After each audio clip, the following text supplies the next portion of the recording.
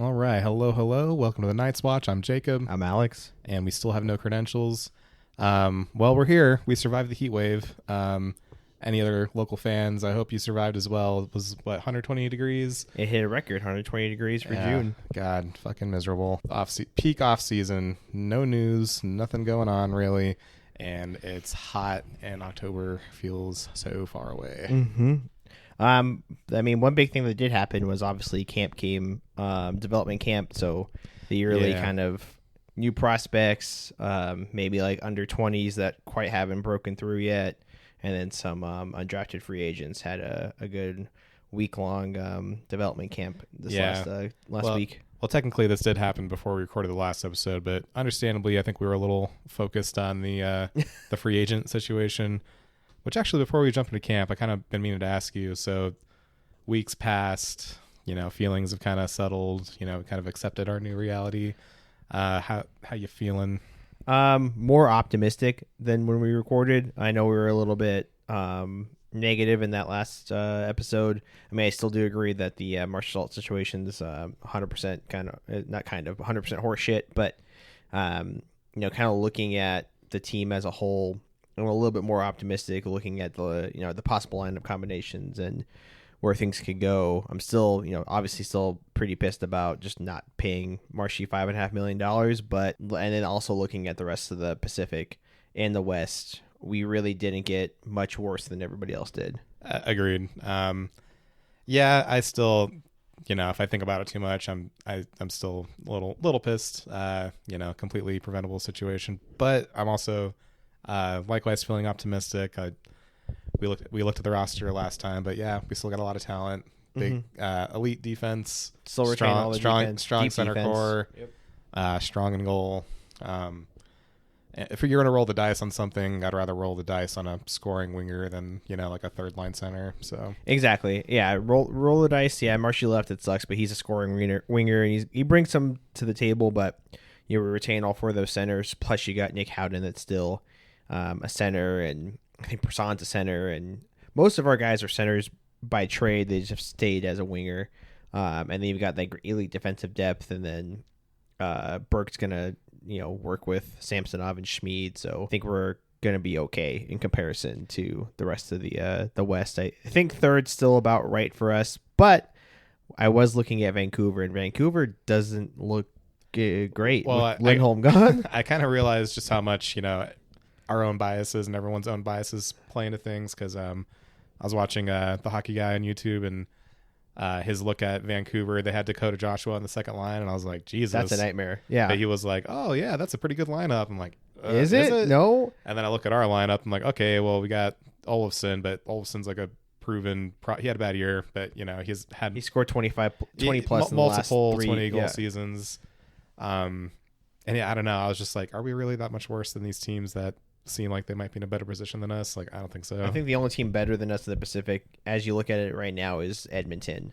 Unfortunately, but that's because their forward group is pretty good, but their defense is still terrible, and Skinner's not the guy. Yeah, I love Stu Skinner because we watched him in Henderson. He's a fun guy. And he's good sense of humor. Yeah, nice mustache. Great mustache, but that defense is still terrible. I mean, just like we said last week, it's dependent on how Knoploch applies the system over 82 games rather than 40. Yeah, and how they respond to losing in the Cup final. Either you're exhausted and in a shitty or you're mood, hungry again, or you do what Florida did. And it's also dependent on what Draisaitl does. Does he have come back around and have get more money? If that drags out into the season, that might cause tension, I guess. So I agree. We'll see. And obviously closer to training camp, I'm sure we'll do our season previews. Yep.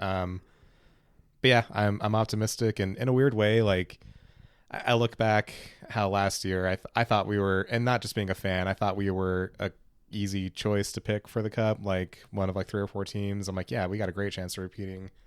I thought we would probably finish first, at least in the Pacific again. The team was so stacked. We brought everyone back. We added new pieces, and instead we limped into that wild card spot, and then we're out in the first round. So I guess it just goes to show you have to actually play the games. You can't just look at the roster and decide who won and who lost, or who's going to win and who's going to lose, because I thought we were a shoo-in, and we were far from it. So Yeah, I mean, I think it's also like a cup hangover kind of deal too. I mean, look at what happened in Colorado. They lost in the first round to Seattle the year after, and then Tampa Bay. You could say like, well, they didn't have one; they won back to back, but their first one was a short season. Yeah, exactly. It was in a bubble, so really they didn't play. They didn't play everything, but they made the final that third year against Colorado. Then they've steadily kind of declined from second round exits, first round exits. It's been. It's starting to hit them. But, every team goes through that cup hangover. It happens. I mean, at least we made the playoffs. At least we looked pretty decent. We took Dallas pretty far. Yeah. But I think this year, like we said, optimistic, kind of going to it, see the moves that we make. And could even happen where, close to the camp, a trade could happen depending on camp reporting or, guys not wanting to go back to their team. Exactly. Hey, a lot of things can happen. Yeah. And, hey, the cup year, we made what seemed like a pretty inconsequential trade. Like the week before camp, we picked up Aiden Hill from San Jose, and look how that ended. He won a cup. Exactly. He looked great. So things can happen. I mean, I still think this team looks good on paper as it goes forward. And like we said, Samsonov, I forgot about this. He was with Washington, so that's why his numbers look good. And then his numbers going into Toronto that 1 year, he was shaky. I mean, they traded him for a reason. But then he went to Toronto and looked like, oh, he proved him wrong. Mm-hmm. And then the next year, it's like, oh, he's actually way worse than we thought. So, I don't know. He's such a wild card. But I think having a goalie coach like Sean Burke's going to help him a lot. Exactly. I think he's a classic case of, how good is he? Like, well, he's probably about as good as the team in front of him. Yep. And hopefully our team in front of him plays like we were playing, before the before the deadline. We have Cassidy and his systems. And then, as mentioned, we still got the D core and the center core. So, hopefully our two-way play at least will be pretty good. Keep the puck out of the net. Yep. I hope so too. Going into that, speaking of development, that development camp like we mentioned, happened to the far future. Yeah. Not the immediate future, the farther future. Yeah. They had camp, they invited quite a few people, quite a few guys, plus guys that are already in the system, some undrafted free agents, and then the 3 or 4 picks we had this year aside from the goaltender. Yeah, I think he's still in Russia, but I think most of the picks are there. Yep. So they had that there. I mean, it looked they looked like they were working pretty hard, at least the guys that wanted to make a spot. I mean, even if they just make an ECHL team, the ECHL team. Well, yeah, and I think that's what people forget, it's not just about the NHL jobs here. It's about the AHL jobs, the ECHL jobs, or just making an impression before you go back to school or back to juniors or back to Europe. Yeah, because there's a good chance that not a good chance. I would say that a 99% chance that guys like Van Fleet and Swick are gonna go back to juniors for a year and then they'll come over. Yeah. Connolly's going back to school. Mm-hmm. Most of those guys will go back for a year. But looking at that camp, I mean. The big takeaway I had after some of the interviews, Nick Holden came up as obviously he's in the development side. He still looks like he looks 20 years old. Exactly. He has not aged a fucking day since he retired. But yeah, it was great to see him. And it's kind of also it's one of those things where it's like there was a lot of conversation about how we treat players. I'm like, well, guess what? Guess who was at development camp? Nick Holden got a job. He retired. He got a job. Derek England's still with the team. Joins the broadcast a lot. So it's good to see that. Yeah, then he had a lot of good things to say too. It wasn't just about seeing that smiley face. When they talked to him, he basically gave what I thought was a pretty good summary of what camp should be. He said, this is about face-to-face interactions. It's about the team representing the organization and what we value and how we do things. About having teaching moments for these young guys. And they asked him is it about evaluation? He's like, it can be for the free agents, but generally this is more about teaching and more about getting these guys on the right track, mentally, physically, emotionally.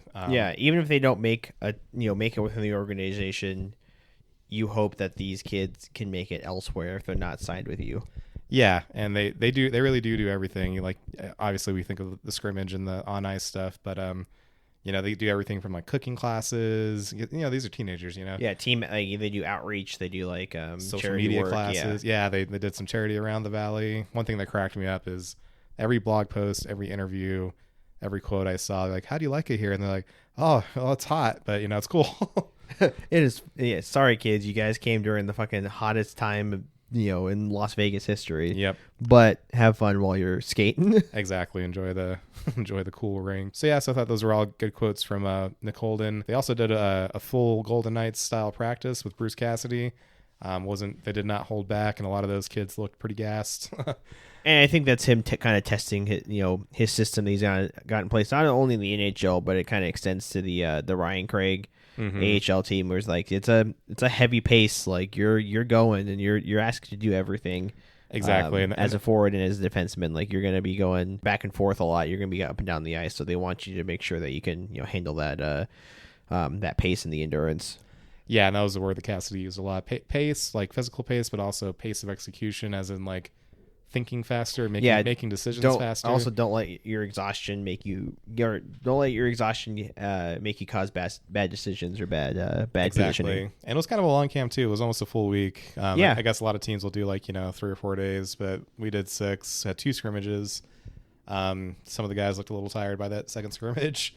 Yeah, some of these guys haven't been probably playing for like a good month or two. So like most of these junior tournaments ended like a month or two ago, or college ended for them like 3 months ago. Exactly. But yeah, all in all, important event for the organization. One guy that also kind of stood out to me, not a player, but Will Nickel, the head of player development. Yeah, I saw him a couple times. Yeah, he's my first thought when they were talking to him. I was like, man, this guy just has a very soothing presence. He just very soothing. I'm like, man, I feel like I'm believing in myself right now. Yeah, just listening to this guy. And then I think it was Ashley and Brian McCormick, or maybe it was Dan Duva that day. But yeah, after he left, they said like wow, he could be a life coach, which kind of is what they're doing. They are. It's not just about hockey. Like we said, it's about getting these young men on the right track. Yeah, I agree. They're not just train them or get them to play hockey well. They want to make sure, like, leaving the camp, even if they don't continue hockey, that they're not losing any of their like social skills or skills in general. Yep. So even though we weren't able to be there because we, as we mentioned, we're not real journalists. We're poor schmucks working 9 to 5s. I did watch both scrimmages, read some articles. Had a couple players that stood out to me. I don't know if you had a list of guys you wanted to talk about, or.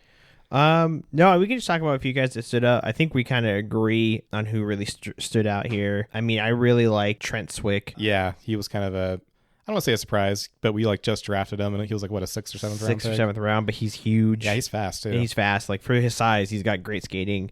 Yeah, he definitely stood out. I think it was in the second scrimmage. He had a lot of big moments. Yeah, I think that's a great size and net for a presence. Not only to have he's big, but he can also skate. Exactly. He's a bigger hurdle basically. Yeah, and given the fact that he had just been drafted 2 or 3 days before, and you're in Vegas and all this craziness, and he was a late pick. Yep. The fact that he looked so comfortable out there, he really did amongst the higher picks and the older guys. I'm like, that's a good sign. Yeah, I think he really stood out, especially how late he did.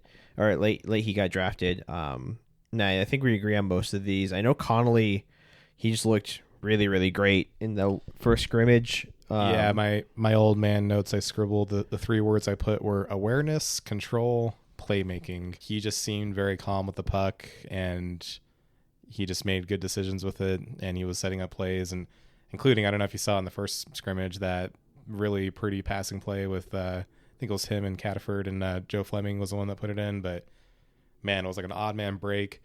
It almost felt like maybe an extra pass too much, but it was right on the tape, man. And he knew exactly where he was putting it. And then Fleming came up the middle and just hammered it home. But I was like, damn. Yeah, right. Fleming's got a great shot for a young defenseman. Yeah. Connolly looked great. I guess he picked up a knock and he couldn't go for the second scrimmage. Even if it was I'm a little sore, they're gonna be like, you're not playing. Exactly. It's dev camp. Here's some notes. Here's your workout and your diet plan for your next year at school. See you in a year. Yeah, I mean, again, still hate the kid's character and his background and what he's done. Hopefully he's learned and apologized to the things he's done. I mean, frankly, if he didn't have those issues, he probably would have gone in the top 10 based on talent alone. I think that's kind of the reality of why they picked him. We're this is he could have gone number 8, maybe number 9, but we got him at 19. I don't know. I know I went off on it. If you get me going, I probably could go off on it again, but I'm at the point where I'm it's kind of done. I think we just have to, because I don't want to bring it up every time we talk about him. Yeah, I also think like we talked about with in the development camp, I'm sure there's some character coaches and some development guys that went in and talked to him and said, well, that's why I really was kind of comforted by seeing Nick Holden and Will Nickel, and I'm like, okay, it was a reminder that a big part of sports is character, and whatever these guys have going on off the ice, hopefully being young people and being surrounded with that culture can help get these guys in the right direction, not just on the ice but off the ice. Yeah, I hope he grows and he learns a little bit more. And then, like we talked about with Cataford, we saw him play a little bit towards the tail end of the Silver Knights season last year. He looked good. I mean, he had I think like 5 points in 8 games, something like that. Yeah. And he came in and immediately was playing in the second line and looked really good. Looked fast. He forechecked. He was back checking. He was passing. He was just playing really well. That kind of was, I guess, silver lining of the Silver Knights being so dog shit awful last year was at the end of the year they were able to bring up guys and be like, all right, you're getting some serious minutes here. Yep. Get to take a look at you. But and he looked good at camp. They put him on that top line with Connolly and Brabenich. Yep. One thing that always kind of stuck out to me is I feel like he's an offensive guy, not really known for his back checking or his defense. He was back checking in camp. Exactly. A lot. I was gonna say, that really nice goal we're talking about that started with him on a hard back check, recovering the puck, and then a really nice breakout pass that set up the odd man rush. So we'll see more of him. Hopefully, we'll be seeing more of him in Henderson. I got a good feeling. Yeah, I think so. Like I think they brought him up from juniors or from the EC. I think from juniors he came in. His senior season was done. They brought him in immediately, let him play in the AHL for a reason. Yeah. They weren't just gonna let him sit there and not play. So exactly. they see something in him. And then speaking of Jacob Brabenich, right? Is it Jacob or Jakob? He said he wanted to be Jacob because he wanted to fit in with his peers, differentiate himself from Jakob Demick. Yeah, I think it was Demick that said I want to stay Jakob, and then I think Brabenich was the one that said like I want to be Jacob. I want to fit in North America. There you go. He can fit in with you. You guys can be buddies. It's a good name. But Brabenich in camp overall didn't look. He didn't look bad. He didn't really stand out. But I mean, I think he knows he's going to be on the AHL team. He's going to be on the Silver Knights. And that's kind of the thing with these dev camps. It's like I'm like this isn't training camp. He did look good with the Silver Knights when he played. Yeah, so I'm not worried about him at all. But he didn't really stand out too much. Yeah, but when he played, I remember there was a few games. He's got some some bite to his game. Like he's not afraid to jump into the pile or if he doesn't like something to happen, he's not afraid to get into the middle of it and start mixing it up with somebody. Yeah, and that's frankly those are things you just don't get to see at a development camp. So Yep. So yeah, not too worried, but did not have many notes for him. And then Samuel Bernard. He came up a little bit for the Silver Knights last year, and he looked good when he was there. But he looked really, really good. So I wasn't in camp. I wasn't originally planning on paying too much attention to him, if that makes sense. I kind of wrote down some names and was like, all right, we'll see how these guys do.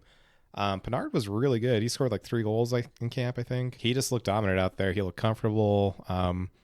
And I ended up writing down his name because I'm like, he looks way better than Brabenich right now. Yeah, he was. And granted, like I said, it's a dev camp, so little asterisk. But still, again, he had a great showing. Again, a lot of these guys though are like, I want to play at least in the AHL.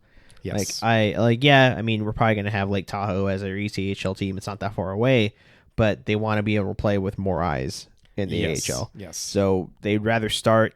There's guys that would rather start in the AHL instead of trying to come up from the ECHL. Yes. I think Bernard's got a good chance because our AHL team's got some, just some loners that left from last year. Has some holes in the roster. Yeah, so there's some gaps he can play. He'll pop up in there. I think that's not a problem. I mean, again, he looked good. He looked good when he was with the Silver Knights. He's fast. He reminds me of a lesser version of Marshall Salt, just a little smaller, but he's willing to get into the middle of it and exactly check and do everything you're supposed to do. Exactly, and I think with those small guys, that's so key. Of like, maybe you're not this dominant physical force, but you have to be willing to get in there and I agree. Put yourself on the line. Yeah, I totally agree. And then we talked about Joe Fleming. Joe Fleming played only a couple games, right, with Silver Knights. We saw his name here and I there. Think so, it wasn't a lot. I think he was mainly with Savannah. But he's only 22. He's super young. Yeah, so he was one of the older guys for Dev Camp. He's been to a couple, but in general, I'm sorry, Joe Fleming's 21. Oh, okay. Christopher Seedoff is 22. Okay, but yeah, man, I really like Joe Fleming. He has so much like heart and like I don't know how to describe it other than he just cares. Like he cares about the game. He wants to play a good game. He wants to play a strong game. He reminds me of a very, very, very, very young Alex Petrangelo. Kind of, yeah. Because Petrangelo loves the game and he's nasty on the ice, but like we have written here, gentleman off the ice. Exactly. Yeah, and that's kind of what his reputation is he's really hard to play against, as they say. But he is so popular and so well loved out around the team and around the organization. Yeah, I mean, I think that's gonna be good. He'll obviously play with I think Henderson for sure next year. I know he got some games in. Mm-hmm. I think him and Seedoff will be playing along with like Mayo, Cormier. Yeah, they'll be a part of that core group of defensemen next season. One thing about him that really stood out, not just about his play, but Nick Holden ended up talking about him, and I could tell that he really likes Fleming, and he basically he had a good quote where he said, in these camps, in these situations, in player development, he's like, you would much rather have a guy that you have to rein in rather than have a guy that you have to like get going and jumpstart. Yep. And he's like, he was unafraid to jump into it, but Holden's like, oh, hold on, let's take a exactly. Take a So yeah, and when he says rein in, he means like, yeah, you know, Fleming, he'll jump into the play, he'll throw a big hit every shift, you know, he'll get some physical nastiness, do all those things that you know you want a player to do, but he basically said like, it's like, yeah, so you know, it's the fact that he has the willingness is like more than half the battle. He's like, we just have to get him to kind of pick and choose when to do it, and make sure he's being smart with those decisions, because obviously you don't want to, you know, go for a pinch and get out of position. Yep, exactly. You want him to. He's good. You want to rein in his IQ to be like, okay, you can go for the hit, but you don't have to go for the hit. Be smart. Just be smart about it. Be smart about your positioning. Like, yeah, the hit will be cool, but like, do you want to have a good hit or do you want to risk your goalie getting scored on? Yeah, and I don't know. I just love this guy. I hope he makes it, even if it's just at the AHL level. But you know, he's still very young. He's just like a big, energetic puppy out there. He's just all over the place, but in a good way. Yep. No, I agree. He looked good. And then I think another defenseman, Christopher Seedoff, he was great. He played most of the year last year for Silver Knights. And I don't think he was supposed to. I forgot who it was that got injured, but he was supposed to play in Savannah. Ended up coming to Henderson. And I think Jake Bischoff was injured for a lot of the year last year, I think. Yeah, he's always injured. But after like 2 or 3 weeks, they were like, yeah, you're not going anywhere. Yeah, you're staying. And then when Bischoff came back, they're like, yep, you're on the top pair with Bischoff. Like he just immediately he looked great. Thrived. They were drawing a lot of comparisons to Zach Whitecloud and that kind of game nickname, Steady Seti. Yeah. So, you're just dependable. Like, that's a guy that you need, is just a guy that's going to anchor a line and be able to like kind of play not play backwards, but play safely. You know what I mean? Like, be able to like safely get back. He stays composed in his own end. He makes the right play. He makes the smart play. Doesn't panic out there. Basically, just everything you need in that type of defense. One great quote that I loved is, I guess last year he got injured himself, and then he did make it back for those last few games. And they asked him like, why did you rush so hard to get back when there's only like 2 or 3 games left that you could have played? And he just said, I don't want to wait until October to play again. I love that attitude. Yeah, he loves hockey. He loves the game. Yeah, that's great. I think we got a couple. I know we talked about Trent Swick because he wasn't really undrafted, but we have a few guys that I think were undrafted, or at least super late, that we invited to camp. You've got a couple that you really like here. Yeah, Tyler Kopf. I will admit I had not heard of him until this camp. I think he was an invitee. But man, he looked great. He's 21, plays at Brown University. He just had a lot of good offense in both scrimmages. He's very big. I forgot how big they said he is, but he's a tall young man. And the comparison that they were making, and I totally see why, that said he's kind of like Alex Tuck. He's very big. He's very fast. He's very smart. But despite all that, he has deceptively soft hands. And sure enough, I think he scored a goal or two in the second scrimmage. Yeah, there's another guy I saw. I think Jack Stockfish. Yeah, he was pretty noticeable. That's a hilarious name. Stockfish. He was pretty noticeable. Just kind of like a camp invitee that looked pretty good. Was playing pretty well. And then you have the goaltender that wasn't drafted by us. Yeah, the guy that was also invited. His name, I think it's Nice. Yeah, I think it's spelled like Neisse. It's like Well, it has one of those weird characters where I'm like, I don't know what sound that makes, but I think it's Nice. It was like Nice or Nice or Noise. It may have been Noise. Noise. Yeah. Noise. Yeah. A European, basically, is what we're saying. Yeah, so young goalie. He's only 17 years old. That really shocked me. Yeah, he was he was making good saves and making good plays because he got subbed in the second, I think, scrimmage, right? Yeah, the second scrimmage, they switched goalies halfway through on both sides, and he hopped in second half of the game, and he looked great. A lot of desperation saves, a lot of athletic, not swimming, but there were plays where it's like an odd man rush, like, well, this is going in, and he somehow got over and he stopped it. He kind of reminded me of Thompson. Good athletic.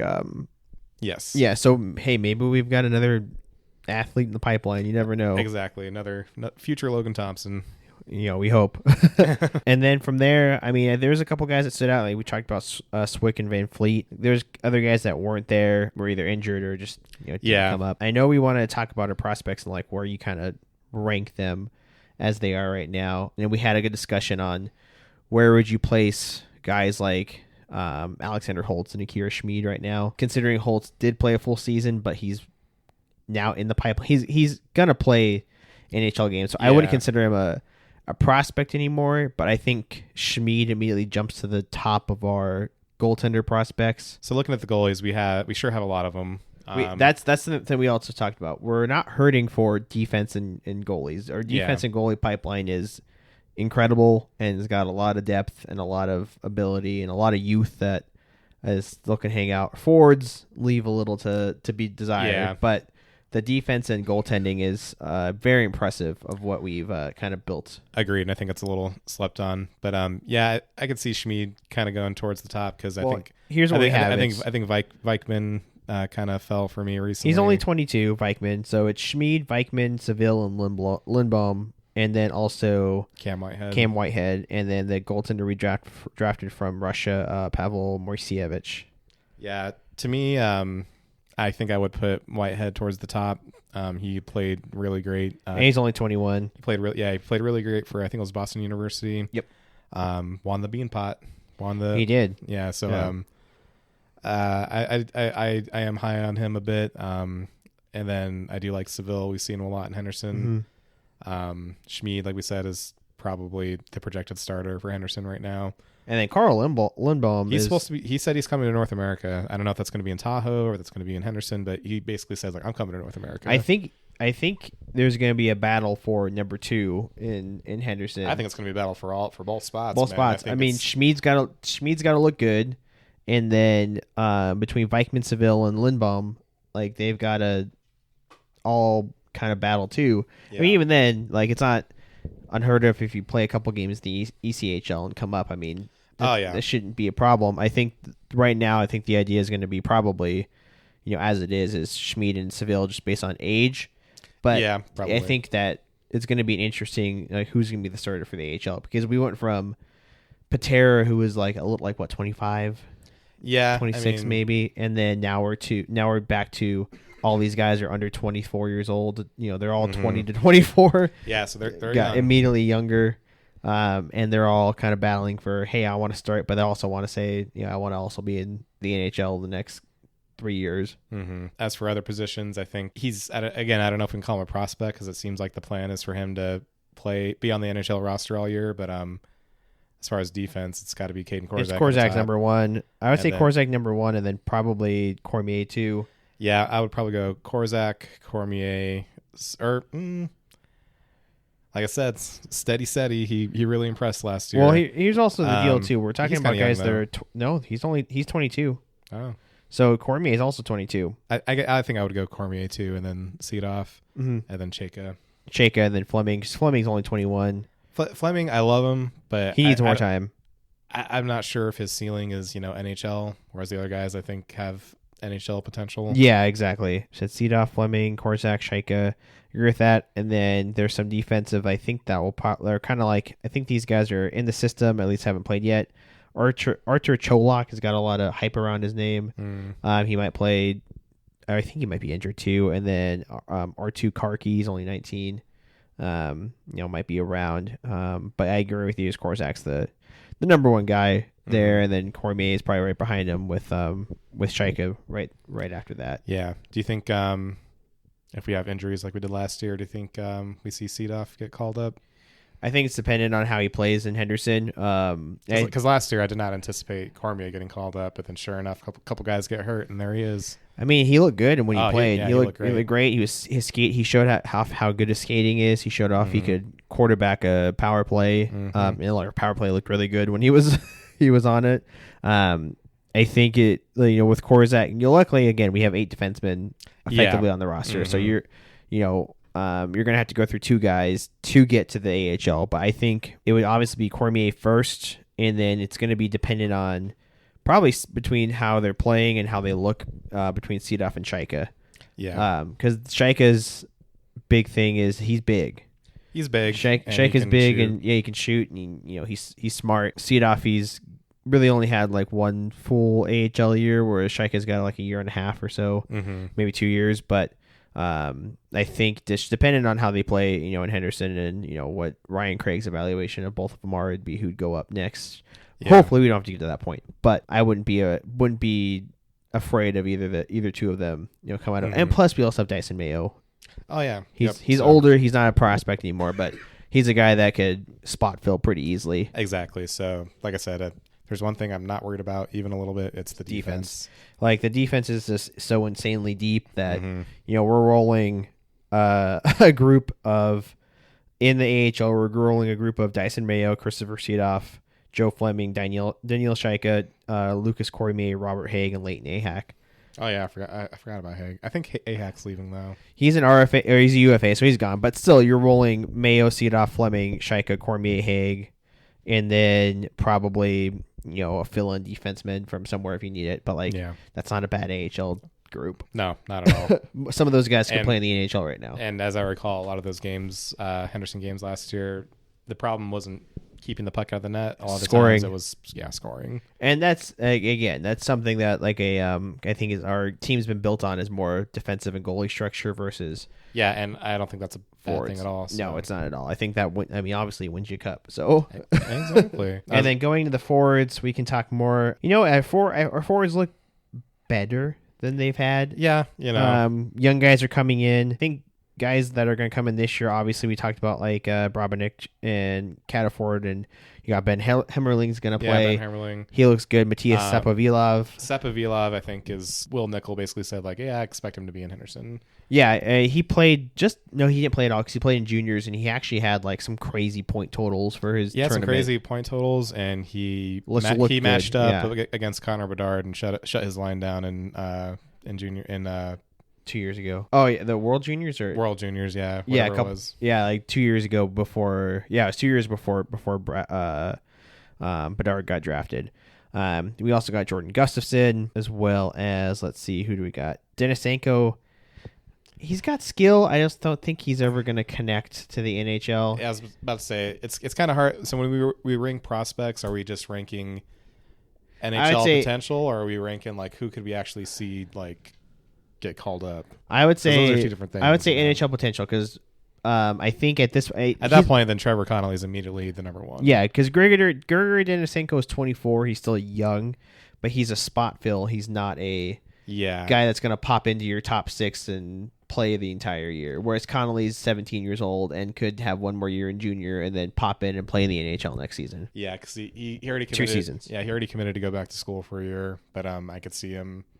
I have no reason to think he wouldn't be in Henderson. Oh yeah, for that. Our forward prospects, it's immediately now is Trevor Connolly's number 1, Brendan Brisson.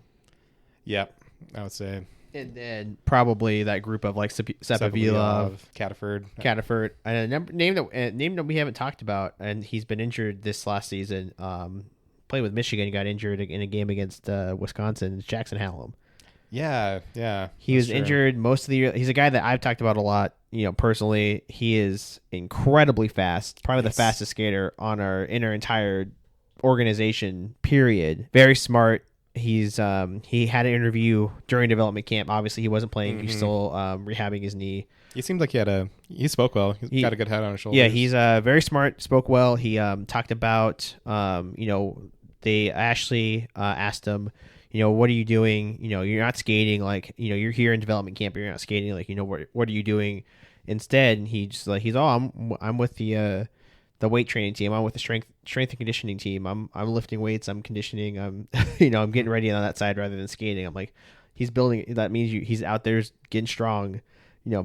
Adding that strength to the game, part of his game that he kind of didn't have, where he had a lot more speed than anything. Yeah, and I think that's a guy that he's going to play one more year at least in Michigan because he got injured last season, so he's got another year of eligibility. He's gonna play one more time, then he'll come back, come into the system. Good call. I would love to see him in Henderson. I think he is only 21. Okay, so that's kind of with the rest of the core. Yeah, the rest of his core is like all developing and everything.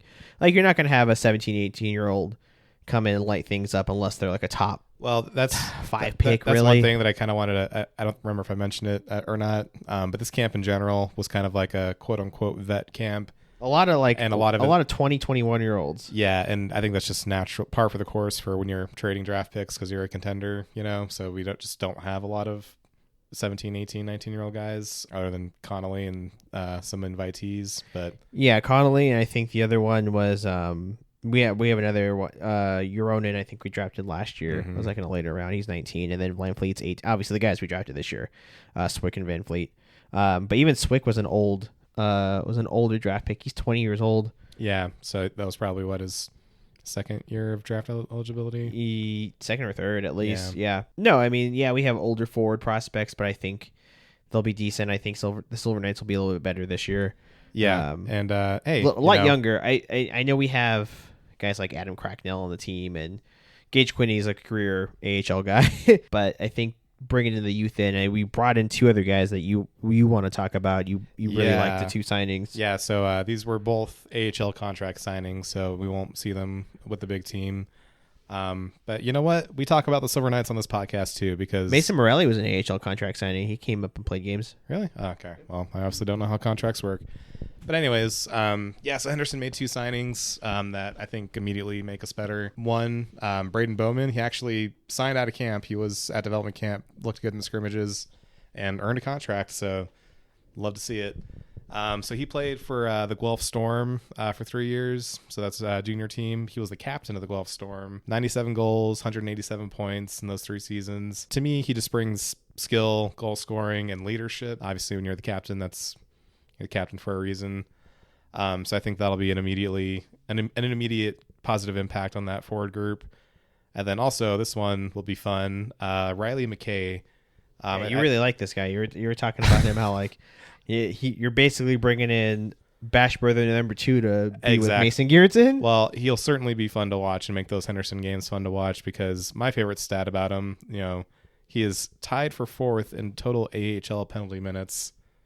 Yeah, and when you Google him, the first suggestion is Riley McKay hockey fights. Hell yeah. You know what? So this man's going to throw hands. Last year, we felt a little less fun because we were trying to win, but we just weren't good. Yeah. The year before that with Lowen and what was Geertsen. It? No, not Geertsen. Geertsen wasn't there. What the other guy, Kyle? He was like 34. Oh, yeah. Kyle something. God, I forgot his name. But those 2 guys were just huge and just like ready to beat the shit out of everybody. I mean, call it what it is. Obviously we love the skill. We love to look at the prospects. We love to be. But you want to have fun at Silver Knights games. Exactly. When it's a Wednesday night game and you've had a long day at work and you're tired, nothing just lifts the spirits like 2 big motherfuckers throwing hands on center ice. Well, I also don't know if we talked about this last week with Cotter leaving, but do you remember that time? I don't know if you were there. I think it was you and I, but they were playing like at the time the Sacramento before they were in Calgary. No, they were in Sacramento. No, they were in Stockton. Same shit. I was going to say Sacramento. Paul Cotter was. They were playing the Stockton. What was the top? What are they? They're the Stockton Flames. Stockton Flames. Fucking unoriginal, but Stockton, and I think it was Stockton, and there's like just giant brawl, and fucking Paul Cotter is like, "I'll fucking kill you." Yeah. That man was a fucking like savage on the big screen. Like I think this was the first year that that the arena was open. Yeah, I don't think I was there for that one because I remember you clearly telling me the story, and I'm like, oh man, I didn't know he had it in him. Oh yeah, he was ready to rip somebody apart. I think that same Didn't game. you say that like refs were like two refs were like holding him back and like he's like literally trying to claw his way towards the guy. Yeah, like, I think like the same game too. Like Korzak was like ready to beat the shit out of somebody too. Yeah. And at the time, that Korzak was probably 19, 20 years old. Yeah, and so like but that's AHL. You want to look at the prospects. You also want to have fun. We also speaking of the Flames, we signed I think McLean. Did then we? the guy that's like yeah, we did. He's a little older, but like he also fights and gets dirty and gets nasty. Yeah, so, and he's a good player. Yeah, he's a good AHL player. Yeah, so they're building clearly. Let's have some talent in our top group, but also like let's get some beef and some nastiness. Grit. Yeah, throw some hands. Grit in the bottom group, and then our defense looks good. Goaltending looks good. I'm excited for the I was say I can't Silver wait. Knights this year. I can't wait. They released the schedule. We'll get to see. We'll get to see the Texas Stars in Henderson this year. Milwaukee will play as well, so we'll get to see a couple new. I mean, Milwaukee played last year. We'll get to get shut out by Askarov. God, if he's still with the team. I hope not. Me too. But we'll see the Stars, the Texas Stars there. So they probably won't have Maverick Bork. He'll probably be playing with Dallas. So they might be a little worse.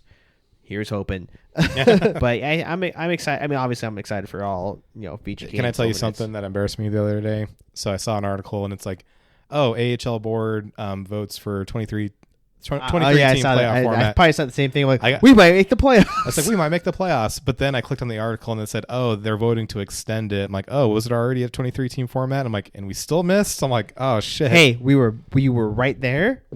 Bakersfield made it, and they only had like 5 more points than us. Okay. So we weren't far off in Ryan Craig's first season. Yeah. And to be fair, that's when the Golden Knights were in dire straits. I was kind of putting my attention on that and just basically getting drunk at Silver Knights games. Yeah, we were very close to not very, but we were closer than we were the year before. The year before we were awful. We were like basement. So we might sniff the playoffs this year. So we'll see about that. Hey, we've seen the Stanley Cup. I would not mind seeing a Calder Cup. Oh, I would lose we'd be at every game of the Calder Cup finals. Oh yeah. That'd be a ton of fun. So I'm super excited for Silver Knights. Something that's also happening around Vegas that we're not going to. It's going to happen in a couple hours. Is the Battle for Vegas? Yeah, the softball game. I mean, man, that heat wave broke right in time, didn't it? I mean, it's a great charity event, but you would not catch me outside in the heat. No, watching celebrities, softball, regardless if it's for the Golden Knights. It's a hard sell for me to watch there and watch a game like that. But I think it's great for the community. It's fun. It's good for the guys. And you know what my favorite thing is, since we're just in the habit of axing players, is seeing former players come back. Yeah, Ryan Reeves plays every year. It's funny. Reeves still lives here, man. And like, I don't know why, but it cracks me up because I follow him on Instagram. And he's still got a great relationship with the organization too, and with the city. And he was practicing last week. Exactly. Yeah, he was practicing at City National. And I was like, and granted, we shouldn't be having these para-social relationships with celebrities and players, but I don't know. It kind of made me smile. I was like, this man loves Vegas when it's like 115 degrees outside, and he's like, oh, I live here. Sorry, I'll just deal with it. Yeah, he's having most fun. Players are like, oh yeah, let me go back home to BC where it's a little cooler. Mm-hmm. No, he loves it here, and he's still here. He's playing tonight. I think the roster was like what Eichel, Haig, Hill signed up, and then obviously Reeves. I think Brissan's playing. I think Thompson's still going to be there. So some guys will play, and then they're playing the Raiders, which the Raiders turnout was like a joke in comparison. I was like, don't forget the MVP of the Vegas team, Alejandro, aka the massage guy. Oh yeah, the guy that just hits dingers all day. Yeah. Don't forget about the physical therapy massage guy that just fucking bombs softballs out of the park. He's like, let me lead the way, boys. So we have him there, but like I was reading the Raiders like lineup, it's like literally like backups and like third stringers and like a kicker. I'm like, you guys couldn't get any stars to play. Alex, it's because they don't care. Oh yeah, I think I know not to shit on another we'll shit on another organization. Yeah. I think Vegas and we're not journalists, Alex. We have no official ties. We can say whatever the fuck we want. The Golden Knights, Bill Foley, and the team around them care more about the city and the people in the city than the Raiders organization does. Oh, easy. I don't think that's even a controversial take at all. No, because again, we've talked about it before where Bill Foley is like, oh, I'll pay for everything. I'll pay for the arena. I'll pay for the practice arenas. I'll pay for everything I put up. It's my team. Yeah. Whereas good old Mark Davis was like, I need $1 billion. Yep. And you know what you got? You got $1 billion of our tax dollars to build also, stadium. we can see Travis Kelce sing Viva Las Vegas and at our local toilet bowl, beating the shit out of them every week. But yeah, then they were playing. Yeah, they played at the stadium this last season, and they won in Vegas. I'm like, that's what you get. That's probably the most use that arena will ever get. Yep, that and Beyonce concerts. Hey, Beyonce was fun. I'm sure it was. We win, but yeah, I think that there's plenty of locals that agree, with our stance in that. The Vegas Golden Knights, the entire organization does a lot more outreach and a lot more overall versus the Raiders organization. You know how every year they do that map where it's like, oh, what's the most popular team in each state? And even after the Raiders came here, it's still Vegas. Yeah. Yeah, like every state was the state's, football team regardless of the area. Mm-hmm. Like the Carolina Panthers were still more popular than the Hurricanes, and the Hurricanes are still super popular. But yep. But then, in Nevada, it's like, oh, we don't give a shit about the Raiders. It's all about the Knights. And even California's harder, but Washington's obviously always going to be the Seahawks. I mean, that area loves it. But yeah, and then we're one of the only U.S. states that the most popular team was an NHL team. Yep. And that's great. The team does great. And we don't even have to borrow branding from the football team. We have our own colors. We don't have to be like the Penguins. We're like, what would be great colors for us? Yellow and black. Yellow and black. Or like the Kings. You want to be great colors for us? Just match whatever popular team is in the city at the time. Yeah, we'll either gold and purple or black and white. Black and silver, Jacob. Oh, black and silver. My bad. Or what's another one? Oh yeah, or you can be like Dallas and be like, maybe not the colors, but would be a great symbol. Big ass star. A big star. I wonder big why. Big ass stars. You know what it should be called? The Stars. Classic. That way we can have the word mark that says Dallas and has a star symbol, and people are like, wow, I think I know what that is. Cool. We get at least 10% of our sales come from grandmas that think they're buying Cowboys gear. Exactly. Hey, they got some. That's a team that should rebrand a little bit. Oh yeah. Now that LA and Anaheim have rebranded. Top of the list that needs a rebrand is Columbus. We talked about this. Yeah, Columbus, Caps, Dallas. And Dallas has a good jersey history. I don't know why they're set on these ugly mid 2000s ass looking jerseys. Just green and green. I like green. Green's a great color. To me, it's the logo. It's just so boring. Yeah, just too star. Yeah, and then even that shade of green, I'm like, do a darker green. And I really like the reverse retro. The black ones or the spacemen. No, the neon ones. The spacemen ones were cool. I like the neon ones too. Honestly, I know a lot of people don't. But I think those are cool. The reverse retro was a dark green with the gold. It was star. There was the old the black. 90s logo, like the Mike Modano era. Yeah, exactly. To me, those look so much better. I agree. I mean, we got a little off topic from. Well, I was going to say the one topic we didn't write down, but I also wanted to bring up. Did you see that? New Era got a deal with the NHL to make hats. Really? Yeah. Their baseball hats are kind of hideous. I was going to ask if you knew more about New Era than I did. So New Era, from what I can see, the quality is good, but they lose so much, so many sales to the MLB overall and to 47 that they're just kind of throwing shit at the wall, and it'll be. There is one where they did we're going to put out a line of hats where it's this is a paint drip hat, but look like a cum stain. Oh, I remember those. Yeah. Cum drip hat. I'm like, the cum hats. The cum hats. So there's some ones that are all right. That are decent. And then there's also plenty that are what were you doing? There's ones where they do oh, these are split for split fans, and the splits didn't make any sense. It was the Yankees and the Red Sox. The fuck? Or the Dodgers. Dodgers and the Angels. Nobody that likes the Dodgers even think about the Angels. Okay, I'm no longer excited. So I was just happy to have some more non-fanatics. I love again. This is not an endorsement. We don't have ads from these people. I would love to have them in the future, but 47 is always is a great that's brand. Usually my go-to. Stuff. One thing with New Era though is don't they have pretty big hats? That's the big selling point. We have big ass heads, Alex. The big ass head friends is New Era. If they just make basic designs that are not ugly. Cum paint or Not cum drip hats or like fucking like, oh, here's a split fan if you're a Vegas fan, but you're also a fucking Sharks fan. No, not even that. Vegas fan and Oilers fan. Jesus. I would burn that hat. I would burn the person wearing that hat. Like, get out. No, but like we'll see what it comes out with. If it's like a basic just the night or even just says Vegas or like, I'll buy some if we'll it's have not, options, I guess. Yeah, if it's not crazy like offensive or stupid. Sometimes the merch gets a little stale, a little repetitive. Yeah, that's the thing with the NHL. It gets a little same shit. It doesn't matter the manufacturer. It gets a little stale on the designs. I mean, even with the cum hat, you can't argue that they weren't taking a swing. I mean, it was a big swing and a little bit of a not a little bit big miss, but yeah, they swung and missed so hard that they fell over. But there's like that's what I like about our branding too. We've got a ton of like different merch out there, or kind of night designs, or the I recently bought Hispanic Heritage T-shirt that was pretty cool. Their Pride Night designs are always amazing, always look great. Or even like just the shirts that'll like subtly like I have that neon.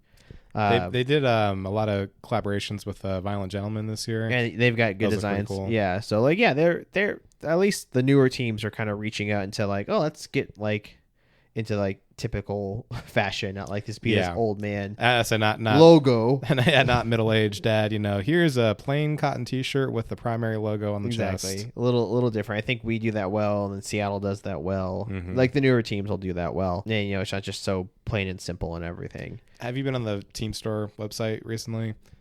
They're doing this jacket. And it's I'm like thinking about buying it. I was about to say like the corduroy jacket. Yeah, it looks so cool. Sick. It's like black and like it's got like cards and then the logo. I think it's like $160-something. Not terrible. Not terrible, but it's just hard for me to justify that. $165. Like, I might as well just get another jersey at that point. Exactly. Yeah. But I don't know. Look pretty cool. Yeah, I mean, I've loved everything that we've come out with.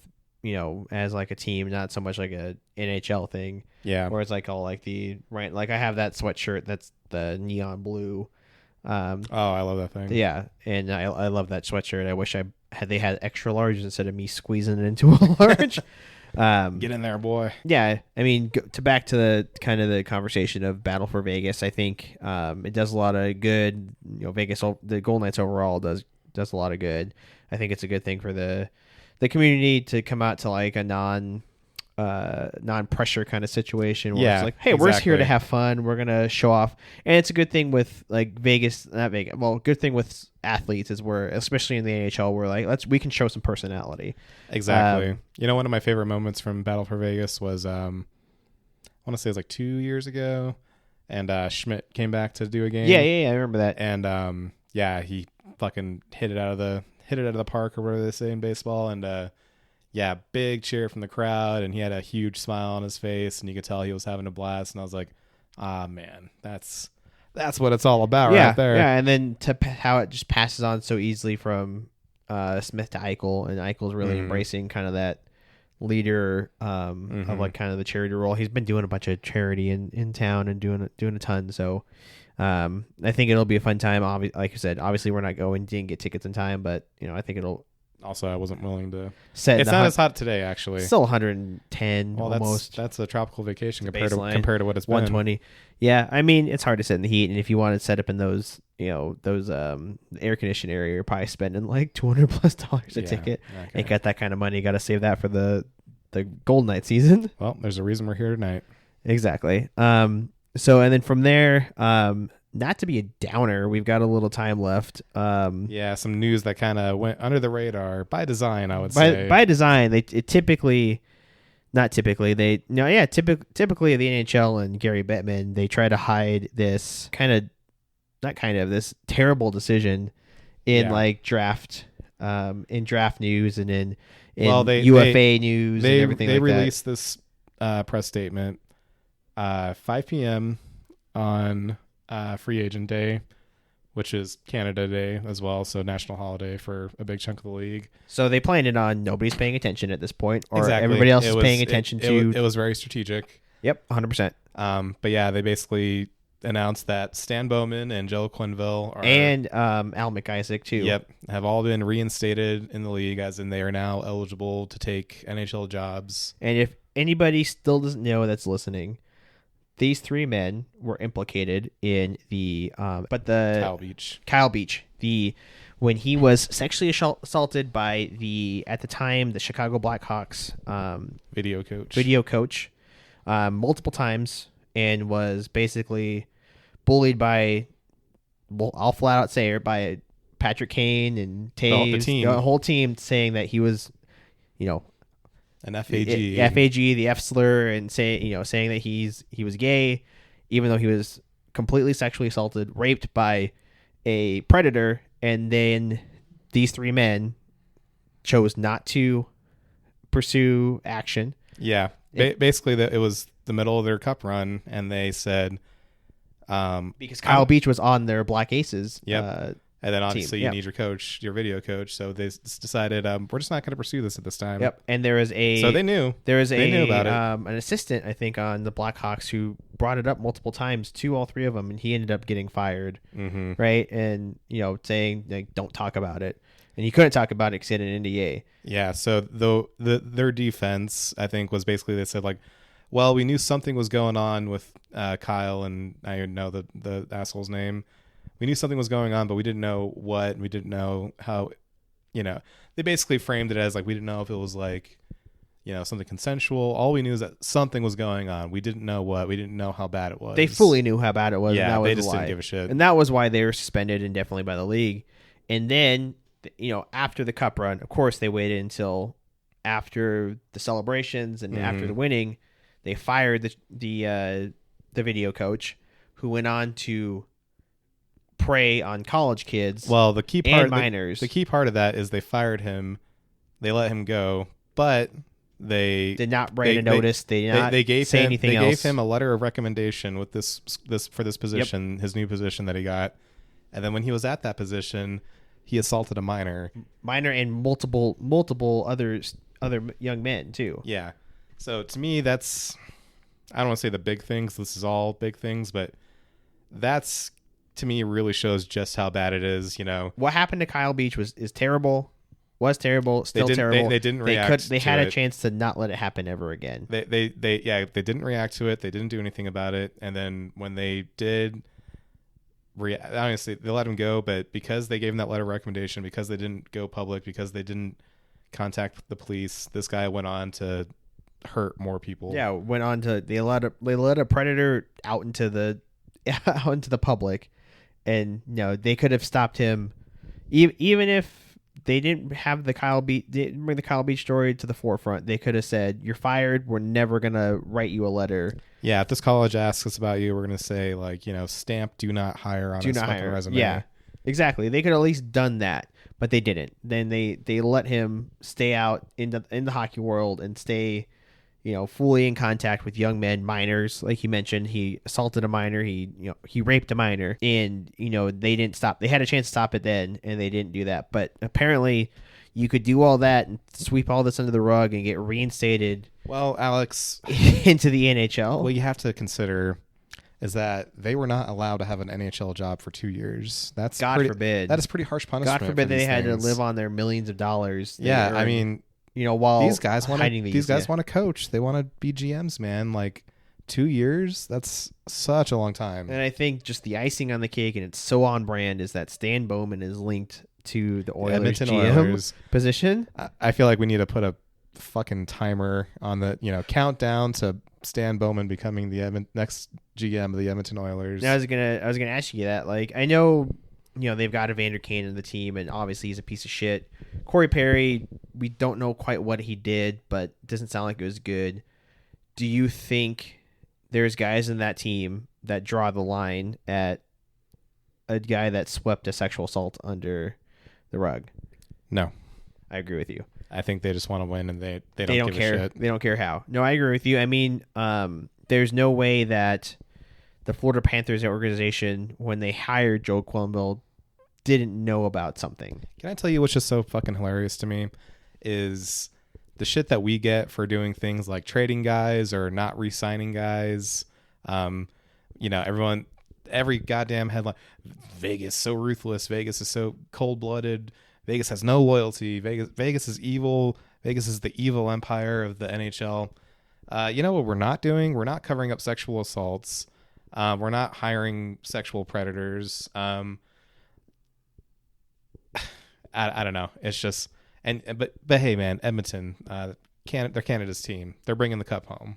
Bringing the cup home with Stan Bowman's name still, on the cup again. I know they removed the guy. God. The other part is the video coach's name was on the cup, and then the Stan Bowman and not Stan Bowman, the owner of the Blackhawks, Wirtz, asked for his name to be removed, but then he refused to elaborate afterwards.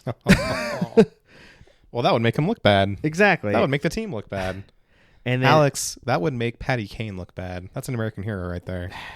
I know. I like how that's also easily swept under. It's like Kyle Beach literally saying, yeah, guys like Kane and Taze and what's the defenseman's name? Seabrook? No, the guy that went to Duncan Keith. Also, guys that were leaders on that team. Yeah. Were calling him the F slur and making fun of him. And even if they weren't, if they were allowing that to happen, just as bad. Exactly. I think it's terrible. I mean, hey, Gary Bear, how would you feel if your son got sexually assaulted and, then they just let those guys back into the league that covered it up? I don't think you feel very good about it. So I know everybody has their own, opinion on Gary Bettman and, kind of what he does. But I think this is easily the worst decision of his entire career as commissioner. I know people are more concerned about the fact that there hasn't been a cup in Canada since he's been commissioner, but yeah, this is like an actual morally bankrupt thing that he did. Yeah, and you can talk about in other leagues they, they let women beaters and domestic violence and criminals stay in the league. I'm like, not really. I mean, Ray Rice beat his wife when he was out of the league, and yeah. It's like those guys get suspended or get fired or get signed out, get their contract terminated. Mm-hmm. And those are players, but also coaches and anything that comes out. Sometimes it's covered up a little bit, but most of the time they're gotten rid of. And we say this again. It's not like this guy was the head coach or an assistant coach or in any position of power. He was the video coach for the team. Yeah, well, I mean, he's still in a position of power. But he was a video coach. He wasn't crazy. I know what you mean. It would not have made headlines if he just got fired. Exactly. We fired our video coach. I'm like, why? Because we did. Okay. Exactly. They should have fired him the moment that Kyle Beach came and told him this is what happened. Yes. And contacted the goddamn police. Yeah. Yeah. Regardless, and their whole reasoning is it was in the middle of the cup run. So, Exactly. Yeah. Makes me sick. It's terrible. And that's the thing that, still in hockey to this day that's scarily prevalent is the amount of, things you read, not only just players, but coaches and men in position of power still, committing these crimes and still not being held accountable for it. And you see it in juniors. Read about juniors, stuff like that. And you read about, these kids that are younger, 17, 18 are being affected by it. And there's not enough done to eliminate it. Unfortunately, don't know why. I mean, it's gotten a little bit better, but you still read these things that happen, and I think it's frankly putting a person in place of power that you didn't do. Well, it's a fucking old boys club. It's what hockey and most male-dominated spaces have always been. A guy gets big, he puts his buddies in charge. Those buddies get big, they put their buddies in charge, and little do you know, those buddies are actually truly sex criminals or pieces of shit. And all in all, terrible. Stan Bowman and Joe Quenneville and Al MacIsaac don't deserve to.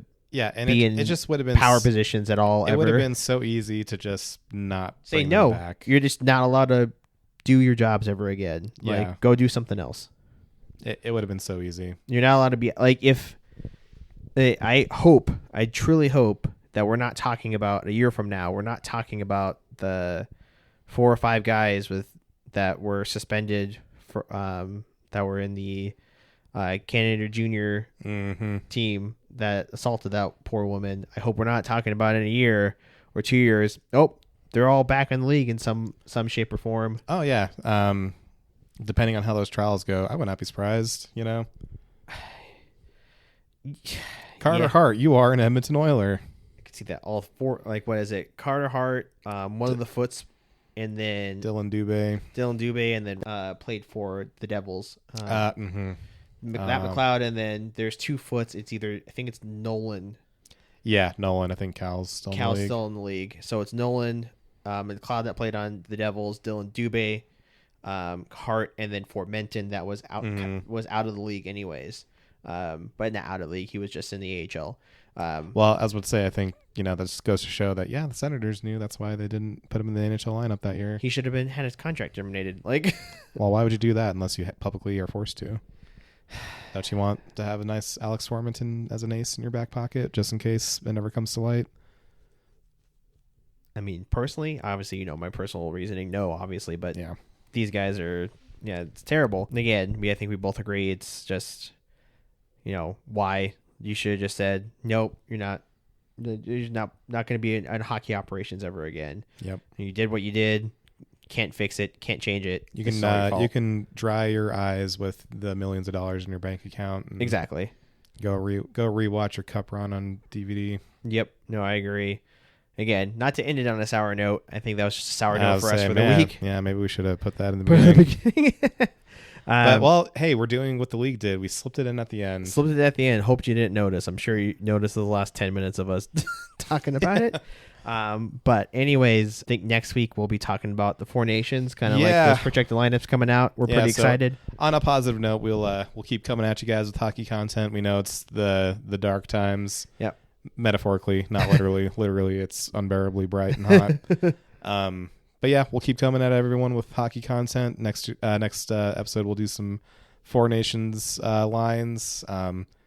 Maybe ridicule some of those awful projections we're seeing because some of them are so bad. Yeah, the NHL.com ones are bad. And I'm like, why? Why?